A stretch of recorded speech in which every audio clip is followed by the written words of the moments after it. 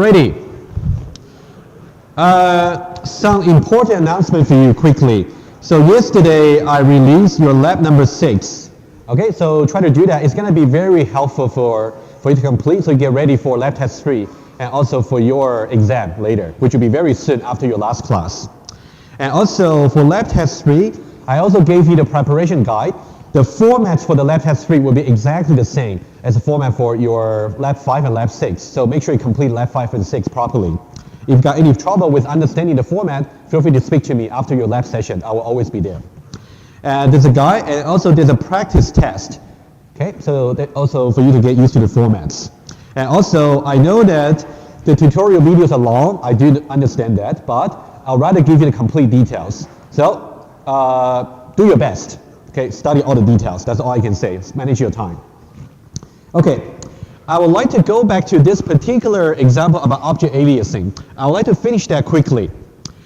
Every time you talk about primitive type versus reference type is really about storing addresses for the objects. So the best way for you to keep track of in your paper during the exam or the quizzes will be to draw diagrams. So I'll keep drawing diagrams when I trace the code with you. So that's really important skill to have. Later on, when you move on to the more advanced level for programming courses, drawing diagram is always a useful technique for you to keep track of things. So let me just go back to here and then remind you what we have got so far. Basically, last time we talked about the difference between primitive type versus reference type. Especially we ended with this particular example. Okay, let me show you right away here. Basically, we created 4 objects over there. Okay, 4-person object. We assume that every person has the name and also the age. So this is the 4 objects we have. Let me just show you very quickly. 1, 2, and 3, and 4. We got 4 objects of type person. Each one of them got name and age. Okay, that's something we learned. And then we declare arrays over here. Line number 5 is really important. Let me just mention to you briefly. You can refer to the lecture last time. So this is the array initializer notation, which means at position 0 for this, first of all, if you look at the left-hand side of this line number 5, we are declaring that persons 1 is of type array, and every element in the array is going to store the address of some person objects, okay, as we said. And then we're saying that when we say Alan should be stored at position 0, Mark should be stored at position 1, and Tom should be stored at position 2. We are saying that copy the address that is stored in Alan into the position 0 of this particular array. How do you draw that? Okay, the way you draw it is by saying, for example, you can see over here, this is position 0 for this person's 1 array, which should store the address of some person objects. In which case, it is going to store the same address as the one stored in Alan. How do we draw that? You simply say it is simply just going to point to the same objects that Alan is pointing to. Okay, that's how we got aliasing.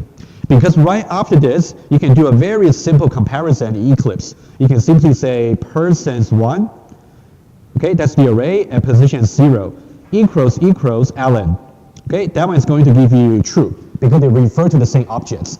Every time you use equals to compare objects, that is comparing their addresses, okay? Okay, you do something similar for Mark and Tom. That's also something we talk about. And then in line number 6, we are trying to declare just another array whose length is simply the same as persons 1. In that case, we simply initialize everything to default values. Every time for the reference type, if the values are not explicitly initialized, they'll only keep their default values. I'll talk about default values in another slide a little bit later. Okay?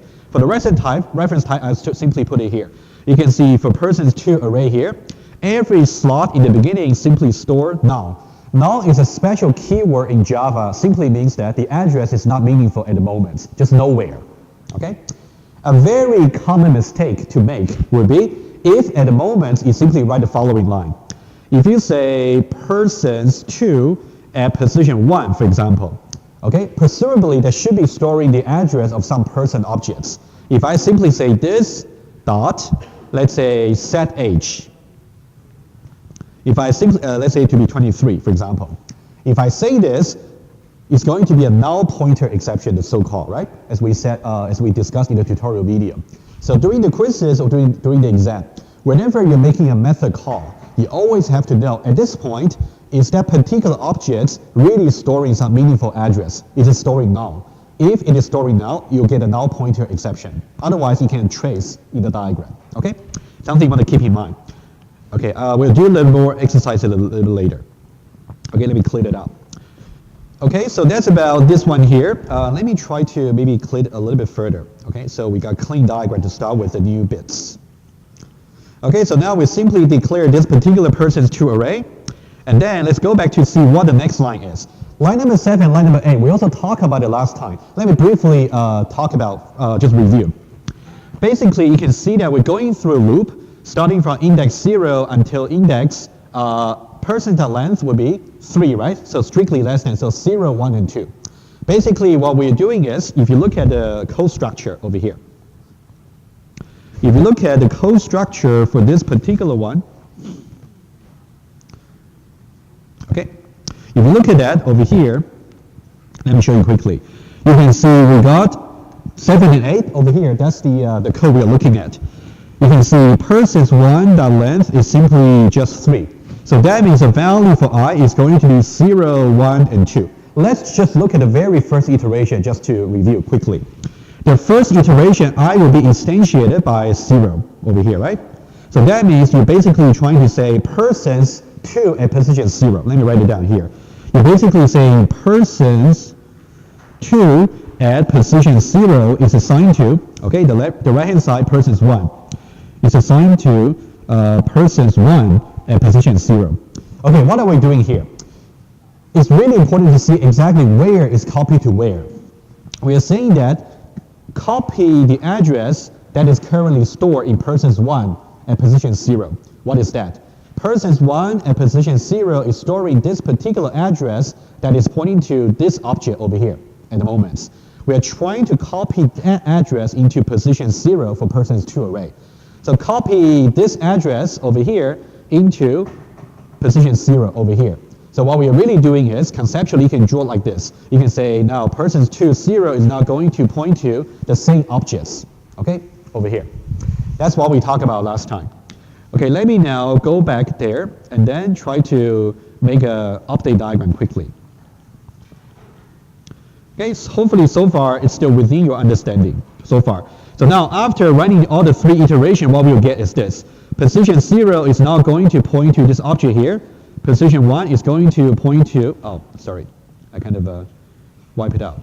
Okay, good. So the first iteration is going to make sure position 0 is pointing to here. Iteration 2 is make sure position 1 is pointing to here. Iteration 3 is going to make sure we point to here. This is where we ended up with last time. Okay, it's a quick recap. Now let's go on with the following changes. Okay, so now we do have aliasing. Aliasing simply means a single object has its address copied to multiple variables. So multiple variables with different names are referring to the same objects. That's basically what we have. If you refer to the tutorial videos, I also show you how you can use the dot notation to find out where the aliasing is. Okay, that's something I'll leave to you. Let's go to the next line. Okay, the next line is simply just over here. Okay, I'm just going to do this one here. Okay, now this is where we started with. Okay, let's try to analyze what's going to happen if we do the change at line number 9 and then try to do some printout from 10, 11, and 12. Let's do that quickly. Line number 9, we are basically trying to make a method call. You can see there's a dot notation, right? To the left of the dot notation is the context objects, right? It's always important to know what the context object is. If the context object happens to be null, then that means you got null pointer exception. If it is not null, you can follow the link that we draw in the diagram. In this case, persons 1 at position 0, let's see where it is. Persons 1 at position 0 is exactly pointing to this object over here, right? This object over here. And then we want to set the age to be 70, right? Assuming that we're going to set age mutator. So set the age to be 70, so we're going to change the age over here to be 70. Okay? So now let's try line number 10, 11, and 12. What should be the printout when you say gym.age over here? If you look at the diagram, gym is over here. Gym.age is going to give you 0. Okay, so just 0. That one's easy. What about Alan.h over here? If you go there and see Alan is exactly over here, it's also pointing to the orange object there. Alan.h is going to be the 70 that we just updated, right? It's going to be 70. And now let's have a look. This is important. What about persons2 at position 0.h? Okay, persons2 at position 0 is the context object now. We want to know where the object is. If you follow the persons2 array, let me again try to use highlighter to show you. If you try to start from persons2, it's over here.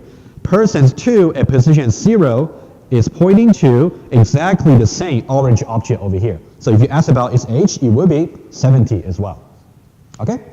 So that's how we figure this out. Okay? It's a very easy change. Let's do something that's slightly more complicated, slightly. Okay? Let me remove this part over here. Okay? So hopefully you got it. Okay? Let me remove this. Let's introduce the next change. The next one I would like to do is going to the last fragment. Okay? So now I'm going to copy this fragment over here, and let's have a look. Line number 13 and line number 14 are trying to do some changes to the pointers. Okay? Let's have you have a look, line number 13 and 14, and see what's going on over there. Can you imagine what's going on? Basically just simple assignments. And when you talk about assignments for reference type, you're really copying the address. In the diagram, it's simply changing the arrow around. Line number 13, okay, let's try together. Line number 13 over here, let's say, let me use green over here. Line number 13 is exactly this guy here.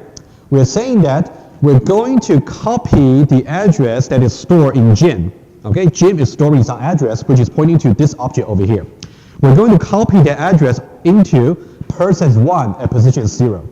We're going to copy that over here, which means it's going to overwrite whatever address is being stored at the moment, right? Conceptually, how do we draw how do you change the arrow? Let me repeat once more, okay? Line number 13 is saying the following. Store the right-hand side to the left-hand side. That's how we understood from the elementary programming. What do we store? Store whatever address that is stored in Jim. Jim is storing the address for this particular green object over here, okay? It's storing this object here. And then we want to store that address into position 0 or index 0 for the persons1 array. Where is persons1 array at position 0? It's exactly here. At the moment, it is storing the address for the orange object of it at the moment. But that's something we want to change. So once we do this assignment here, that means the following. Rather than pointing to here, let me delete the link. Rather than pointing to there, it is now going to point to, okay, it's going to point to this object over here. This is the kind of redirection you want to get comfortable with when things get complicated. So after this line here, that's how the arrow is going to change. Let's do one more before we do the print statements. And now let's do, what about pink over here? What about line number 14? So now if we do line number 14 over here, we're saying that go to, again, what's the context object over here? The context object is persons1 at position 0. Persons1 at position 0 is currently pointing to the green objects, Jim. We want to set the age to be 75, right? So that means we follow this particular link to the objects that it is pointing to and change the age to be 75. Okay, that's what we're doing here. And now we can easily answer the questions, right, about the printout for 15, 16, and 17. Let's do that quickly, okay? So now, what about 15 over here? Jim.h is being set to 75, right? So it's going to be 75. Once you draw the diagram correctly, everything else will be as long as you update the links every time you do some assignments, and any print statement should be quite easy to you. Just follow the diagram. What about Alan.h? Well, Alan is still here. It's still pointing to this particular orange object, and it still keep the 70 over here. So it's 17. The last one, 17. What's the value here? Persons2 at position 0.h. Persons2 at position 0 is still, according to the diagram, pointing to the orange objects. The h should be still 70. Okay, that's how we figure out this particular exercise here. Okay, don't lose the big picture. What are we doing here? What you will be given will be a code fragment like this. For example, I might just give you something like this, maybe something smaller. What you have to do is to figure out for every print statements there, for example, print statement in line number 10, 11, 12, and 15, 16, 17. What should be the printout to the console? That's something you want to be comfortable with figuring out. And what's the best way to do it? Draw diagrams. Okay? Any questions about this example here?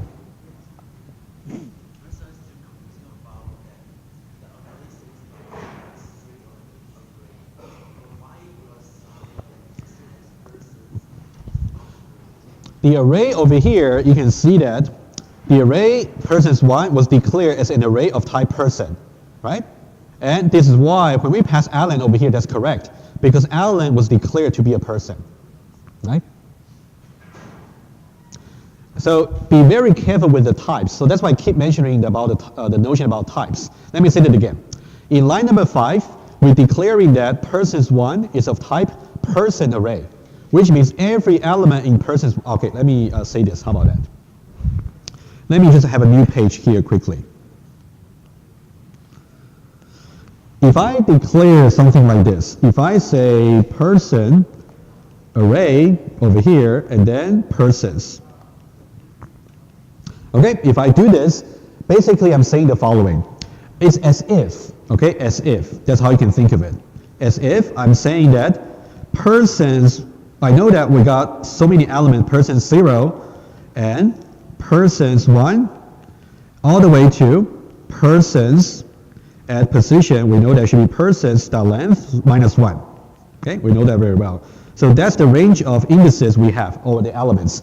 It's as if we say that every element over here should be of type person. Okay, so it's as if we try to declare the following for every one of them. That is why if you go back to the original code over there, you can see that over here we say that since every element in persons1 is of type person, so we can assign to a particular index Alan. Alan was declared to be a person, so that was okay.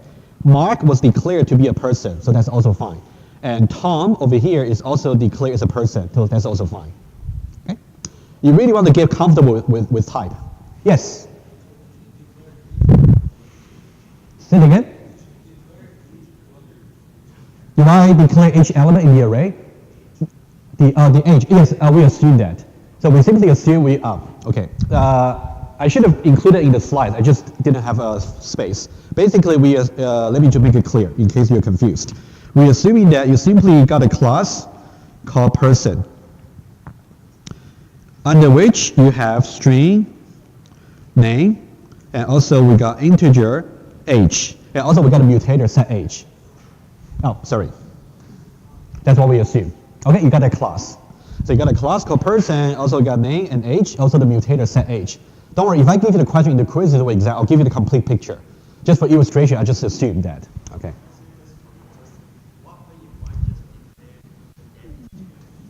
Huh? If you just say, what do you mean 2?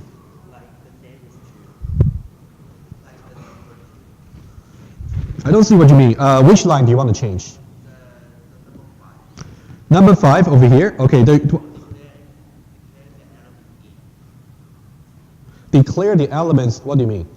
So okay, there are only 2 ways for you to create the array. There are only 2 ways for you to initialize the array. Either you use the array initializer notation over here, where for each element there you just give an explicit value. In this case, Alan, Mark, or Tom. That's approach number 1. Approach number 2, you can simply use the new keyword as we learned. You simply create a new array of particular size, and then all the slot will be the default value. Okay?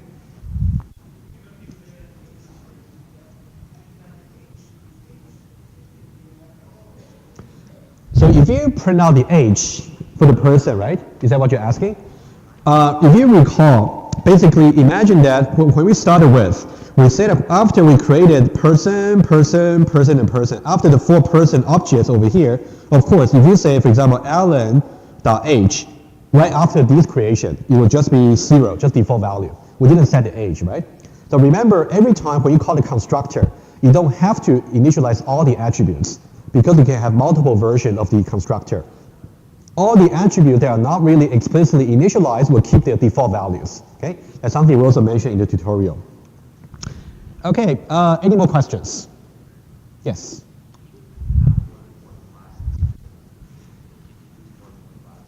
Can you use more than? You mean for the array type? Yes, absolutely. So the question was, what can be the type for the array? Okay, let me make it clear to you. Okay, that's a good question. Okay, what can be the type of the array? Basically, every time you want to declare some variable, let me say v1, okay, the name. And then to really declare the type to be an array, you just use square brackets, right? And now, each element in the array is going to be of this particular type. So what can be here, underlined? What can be there?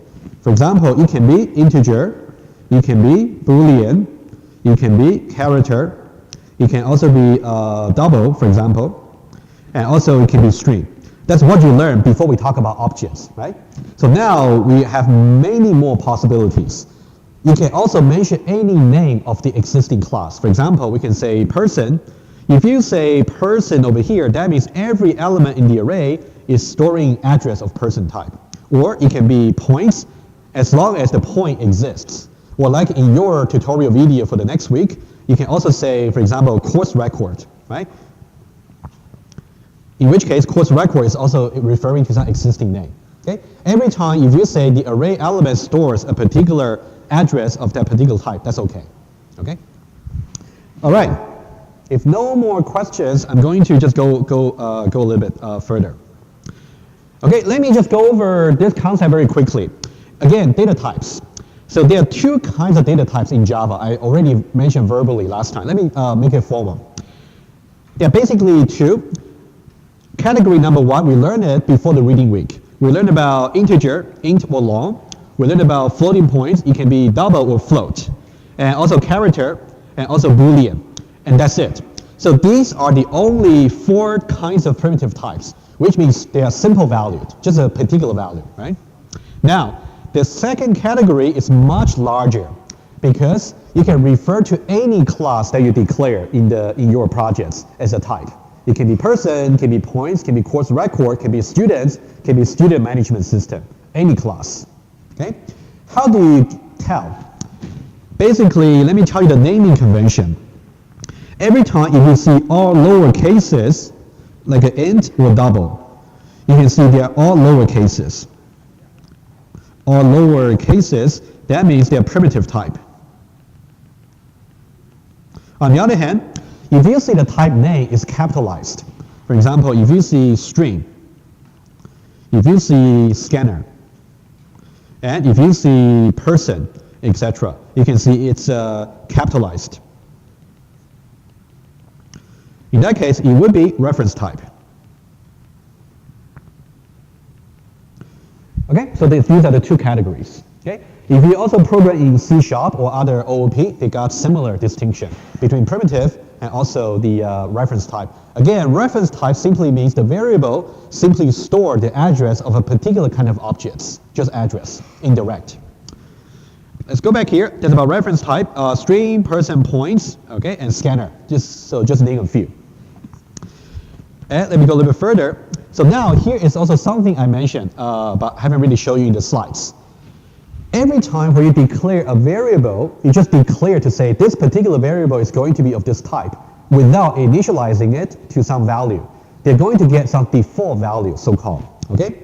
For example, if for primitive type, if I simply declare int I without giving a particular value, I can say int I is initialized to be 3. In that case, I would be storing 3 to begin with. If I only say int I, only the decoration, the default value would just be 0. Okay, that one's easy to understand. The tricky one is Boolean. That's a tricky one. Remember one of the common errors we talked about in the loops example, you can refer to it. If I didn't explicitly initialize a Boolean variable to be true or false, default value would just be false. There's some logical reason behind. I wouldn't bother you too much with that, but maybe just know that. Okay? Basically, for any Boolean variable, if you do not initialize it explicitly, the default value is simply false. Okay, that's about the primitive type. Reference type. Reference type is very easy to remember. Think about this. Reference type means the variable is going to store address. If there's no meaningful address being stored, it's simply called null. Okay, that's easy. If we have a string s, declare that without assigning that to anything, it's simply null. Notice one thing here. You might get some confusion over here. Okay, so now I want to talk about two things to this common confusion. If I say string s1 is assigned to, let's say this. I can say string s1 is assigned to null. I'll give you three versions. I can also say string s2 without any default value, without any initial value. I can also say string s3 is assigned to this, just two double quotes. So these three things, two of them are the same. The other one is different.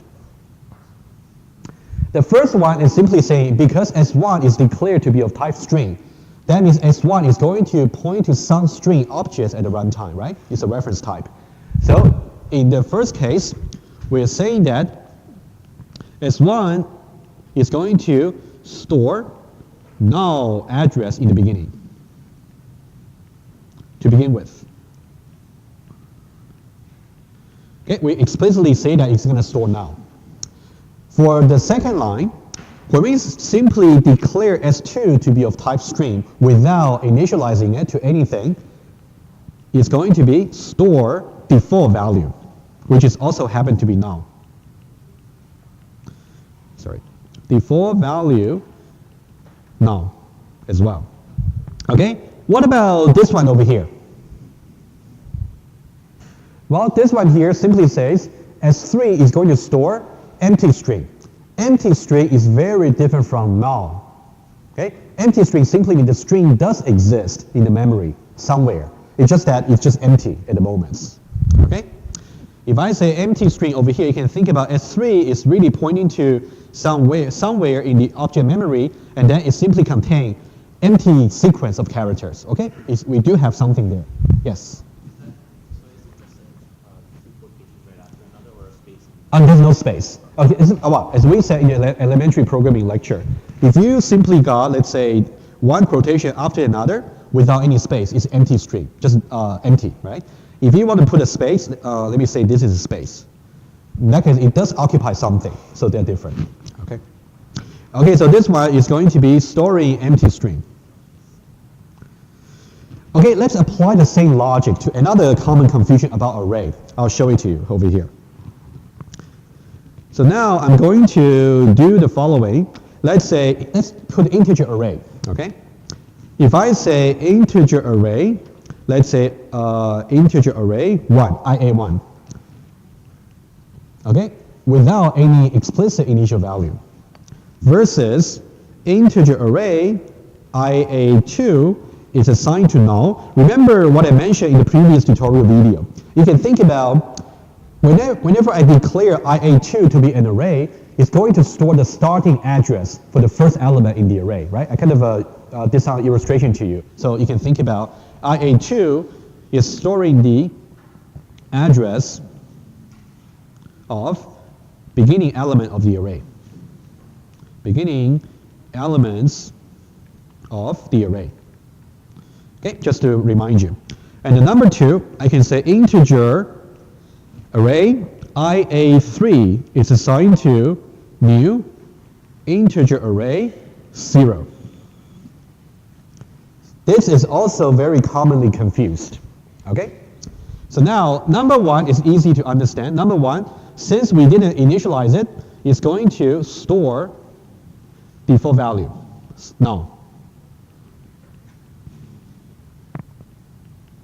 Okay, number 2 over here, we explicitly say that it should store null. So it's the same as number 1. Okay? So now it's going to store null. If you try to compare these two, number 1 over here, and also number 2 over here, they do not mean the same thing. Let's try the following to really illustrate to you. Let's say you do this in Eclipse, okay? You try the green one and the blue one. Let's try the following. If I say system.out.println, and then I put the following, okay? I'll just say print line. And then I would say ia2.length versus if I say print line, and then I say ia3.length. Let's try to execute line by line. The first line, I'll say this is 1, this is 2. What's going to be the console output for 1? If I say ia2.length, am I going to get any output though into the console? Or should I get any kind of exception over here? If you think about it, again, if you look at that, ia2, since we're using a dot notation, ia2 is a context object in this case, right? ia2, as we said, is storing just null. There's no meaningful address being stored, which means if you try to follow this particular null address, it's pointing nowhere. Pointing nowhere in the memory. That means you cannot really get a length of nowhere in the memory.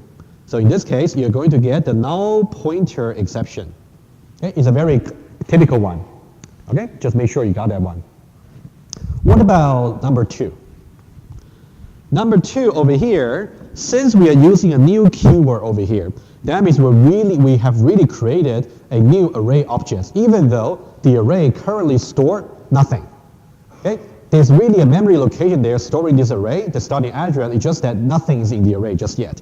So you can think about IA3 is really pointing to some array over here, just like that. Okay? It's pointing to somewhere.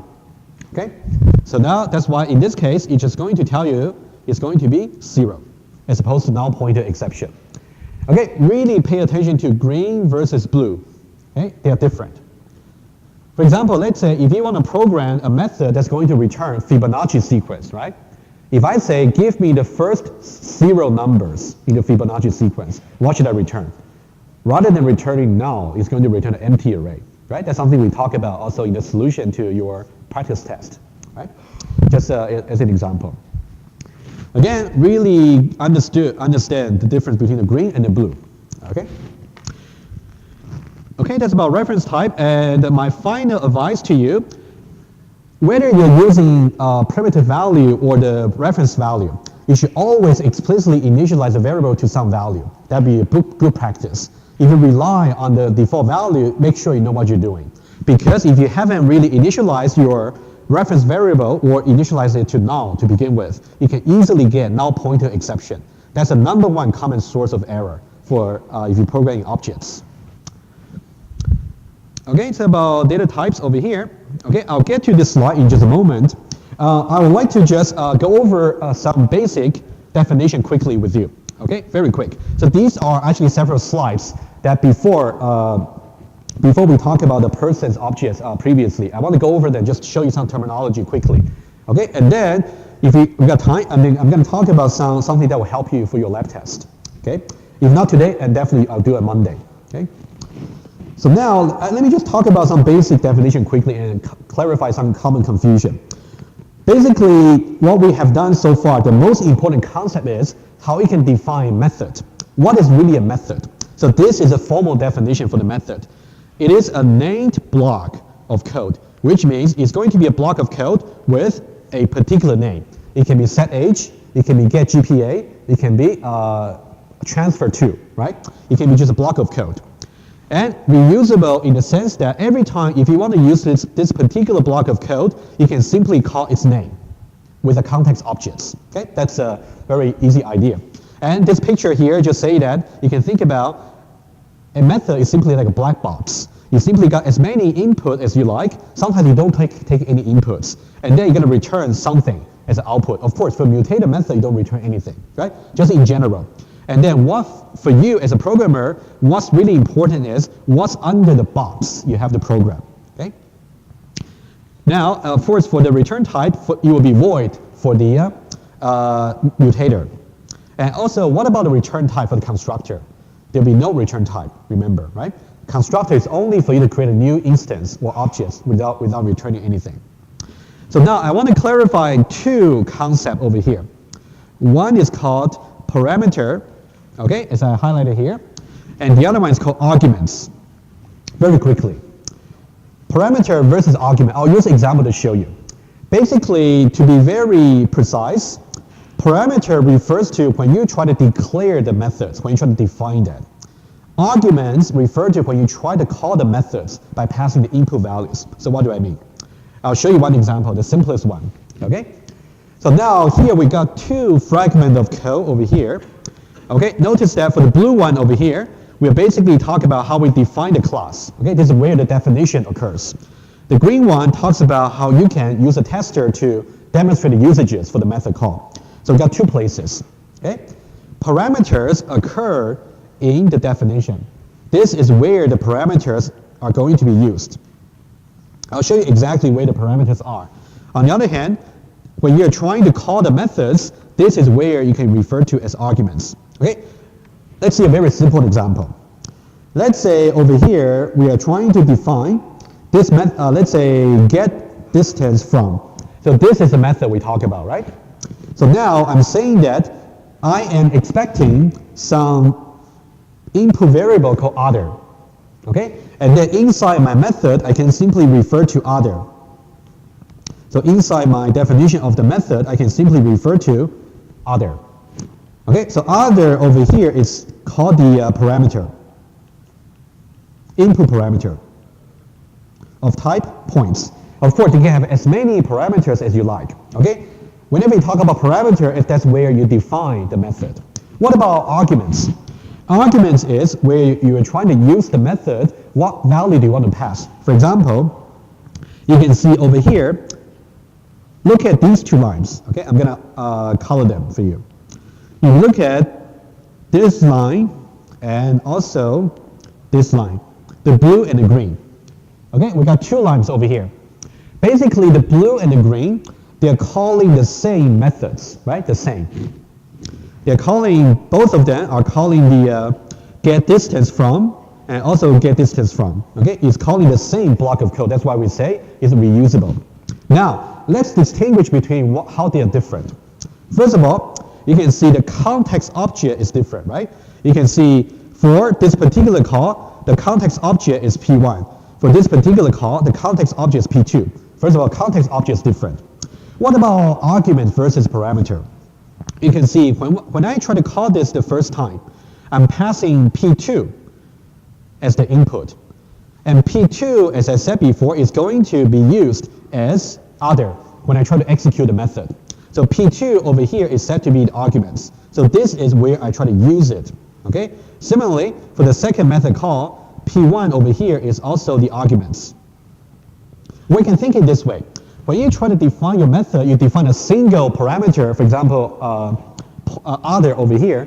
When you try to call the method, you might call as many times as you like. Every time you call the method, you pass a particular argument value. Okay? That's how you distinguish between the two.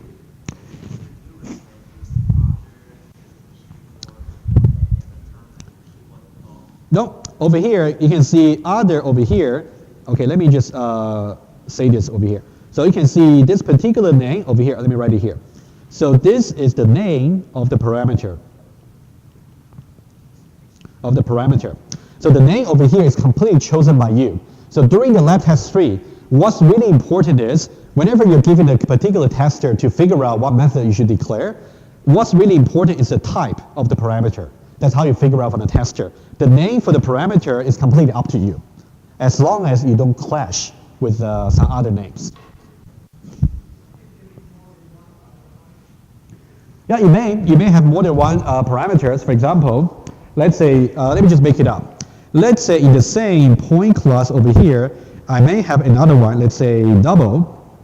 Let's say get distance, I'll just say get distance for now, okay? It's a method that's going to take, let's say, two parameters. The first one is going to be point, and the second one is also going to be of type points.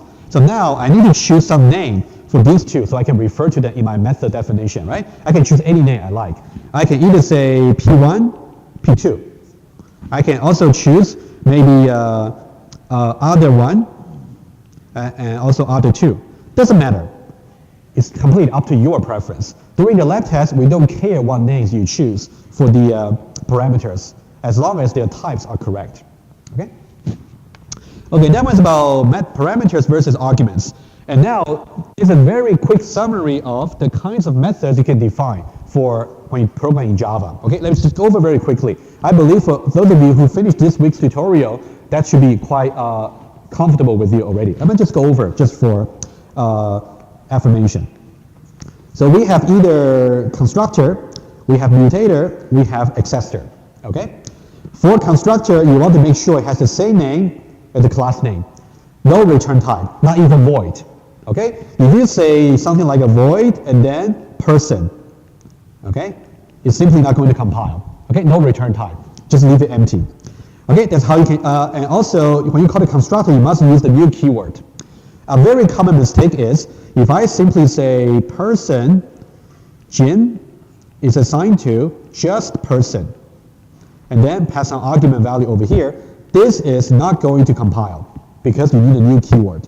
Always put the new keyword besides the constructor. It's really important. Okay, let's talk about mutator and accessor. For mutator, this is the principle. If your particular method is going to modify the attribute values for the context objects, you define mutator method. Okay? In that case, you have to really use the void as a return type. Okay? You must make sure you put the void. And now, this is really important. Remember what we had in the person class. Okay, let me remind you very quick. I'll do it in the next slide. Okay? So over here, we simply say, let's say if setHeight is actually a mutator method, which means it does not return anything. It just returns void. In that case, Jim.setHeight to be 78.5 is not going to return anything. However, you're saying that I'm going to assign that into H. So this is simply illegal. It's not going to compile. It's also a very common mistake. Okay, I'll show you with more example in the next slide to make it more clear. What about accessor? Accessor is simply just going to do some computations between the attributes and also the parameters, and then return something. It should return something other than void. And you should always make a single return statement. That's what I recommend. If you're experienced enough, you can do multiple return statements, but at your own risk. If you're beginning, I would suggest just use a single return. Okay, so now there are two ways for you to use the accessor method. That means if you're given a tester in the lab test, whenever you see that if a method call over here is being used as the right-hand side of an assignment, that means it should be an accessor because we are storing its return value into some variable. Okay, that's hint number one. Hint number two, if you're trying to have a print line statements where you're trying to have a method call, that means we are trying to print out whatever return value it is for this particular method. That's hint number two. Either you're using that as the assignment source, or you're using that as the argument value for the print statements. Either way, that would suggest the method should be accessor. Let's see just very quick example just to make sure we understand this. After this, we just got more, okay, to show. So now let's assume that we have this particular person class over here. Okay, let's say we have set weights and also we got get BMI. We got the two methods here. Okay, let's not worry about the implementation here. And also, let's not worry about the parameter. Okay, what I want you to pay attention to is the return type. You can see for the first one, set weight is actually void, which means it's a mutator. For number two, for get BMI is returning a double, so it's an accessor. Okay, it's easy to tell. Now, we want to know, given these two methods, declarations, can we do or can we not do the following? Okay, let's see for number one. Okay, number one, as I mentioned before, if I try to say Jim, let's say Jim is a person object that we created. If I say Jim.setWeights 78.5, and then we are putting that under the context of a print line statements. So we know that this should not be valid, right? This should not compile because set weights is of type void. It's not going to return anything, so nothing for you to print out. So for this one here, it's not going to compile. Okay? Okay. It's not going to compile. What about the second one? The second one over there, you can see we also say Jim.setWeights. We know that again, it's only going to return void, nothing. However, we are trying to store that void into W. That's also not going to compile. right? You can never get any return value from the mutator method call. So that one there is also not going to compile. Okay, finally, what can you do? The only thing you can do about mutator method is to let it stand alone. You can simply say gym.setWeights without using any of the value that it is not going to return. Okay? In that case, it's just going to be fine. So this is number one thing you want to remember for your lab test. If you got a line like this in the tester, and the line stands alone, that means this method setWeight should be declared as a mutator. I know one of you guys actually asked me the question on the forum. I want to emphasize that again. Okay? If you see that in the tester, the method called stands alone, that means it's going to return nothing, just return void. Okay? It's a mutator. Let's do something quickly here.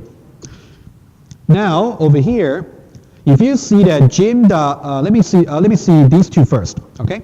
So now, if you say gym.getBMI is returning a double. So basically, you're just trying to print out whatever double that's being returned. So this will be okay. Okay, this is fine. If I say gym.getBMI, we know that it's going to return a double, as we can see from the declaration of the method here. And then we're storing the double into W. That's also fine. So these are the two valid usages for the accessor. Now, here's one thing. If you look at this line here, that one is a little bit controversial. Okay? This one here in blue.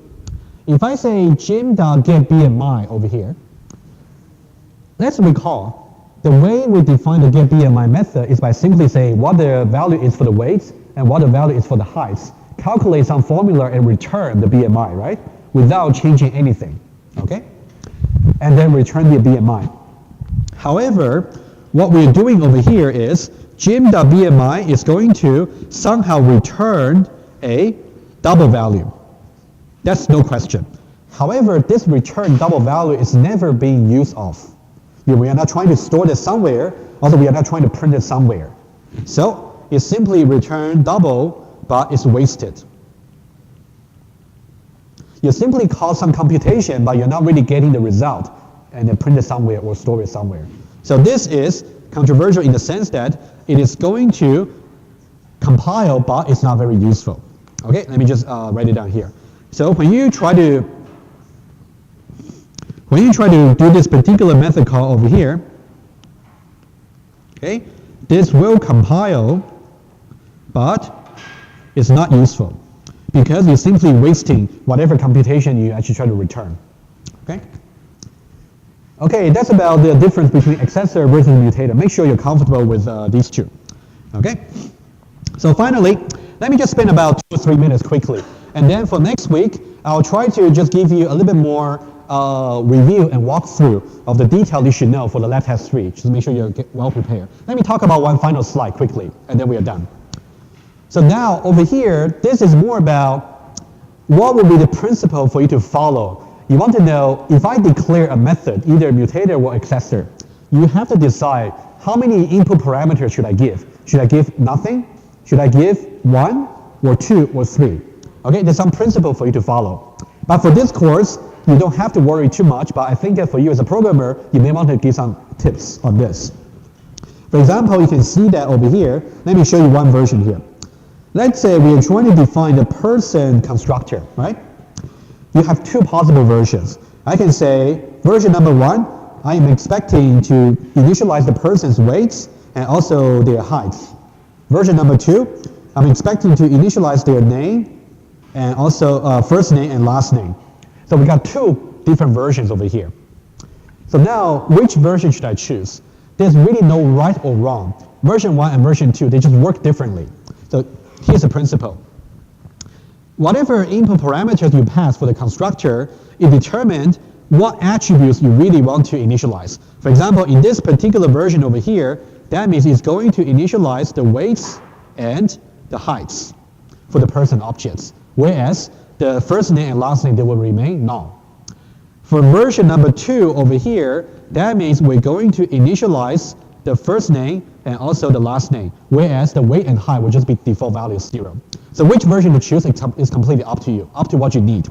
So for the constructor, whatever parameters you need depends on what attributes you want to change. So you got to take the corresponding input values. Let's do something very similar for mutator. Similar idea. Let's go over the definition quickly. For mutator method, it needs an input parameter for every attribute that you wish to modify. So what does that mean? For example, let's have a look at two examples over here. If you look at this first version, let's say we want to move to somewhere. I can say move to x-axis versus move up by a particular units. Okay, so let's have a look at these two methods. Version number 1, there is no input parameters. Version number 2, there is a single input parameter, which means if I want to call the version number 1 method, I don't need to give any input value to you. If I want to call version number 2, I need to give you to tell you how much do you want to move up by. Let's say, for example, if I have the point, let's say P1 over here. Let's say P1 currently is simply 3 and 4. Okay, just that. Okay. So now if I say P1 dot move to x-axis, that's how I use it. I simply don't pass any input. It simply takes no input because if you want to move a point to the x-axis, what do you have to do? You just assign the y value to be 0. So it's very easy to implement that without using any input value. You just go to 3, 0. Okay, that's the first case. What about second case? If I say P1 dot move up by, so now I want to know how many units. I might just tell you it's going to be 3. In that case, this input value 3 is going to be used. In that case, if I want to move up from here by 3 units, I'll simply go to maybe 3 and 7, right? That's how I moved. So 2 versions. Again, which version you choose depends on what input value you want to use, and also which attribute you want to change. If you just don't need any extra inputs in addition to the attributes, just take no parameters. Okay, one more to go over, and then we are done. Just one more quickly. Okay. Sorry for running over time. Give me just 1 minute. So now for the accessor method over here, the same idea. Basically, think about what kind of computation you want to do for the accessor method. You can either say get distance from origin or get distance from. So this should be familiar to you from this week's tutorial. If I want to get distance from origin, I know where the origin is, so I don't need any extra information. If I want to get a distance from the context object point to another point, I want to know where that other point is. In this case, I need some extra parameter. Okay, to go over the principle over here is going to be useful for you to program outside the classes. Okay, I'll see you next Monday to continue.